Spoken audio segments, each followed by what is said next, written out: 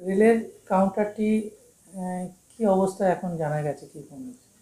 আজকে senior divisional commercial manager phone করেছিলেন সারদাপীঠে এবং একটা প্রস্তাব দিয়েছেন, যদি রামকৃষ্ণ মিশন থেকে এটা ভাড়া না নেওয়া হয়, ওরা এখন 5,700 টাকার মতো ভাড়া দেন মাসে, তাহলে পরে ওরা পূর্বের মতো রিজার্ভেশন কাউন্টারটা চালাতে রাজি আছেন।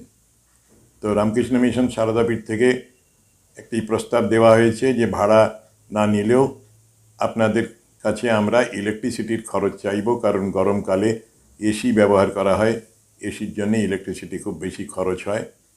তো ম্যানেজার মশাই তিনি রাজি হয়েছেন ইলেকট্রিসিটির চার্জ দেওয়ার জন্য।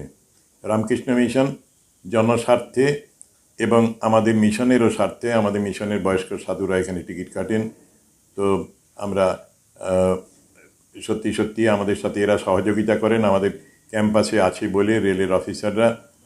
তো সেই জন্যেই আমরা ওই সামান্য টাকা আমরা ত্যাগ স্বীকার করব। 6,000 টাকার মতো আমরা নেব না ওদের কাছে, ওরা ইলেকট্রিসিটি চার্জ দেবেন এই আশা করি। সুতরাং সাধারণ মানুষ এই সুযোগটা পাবেন।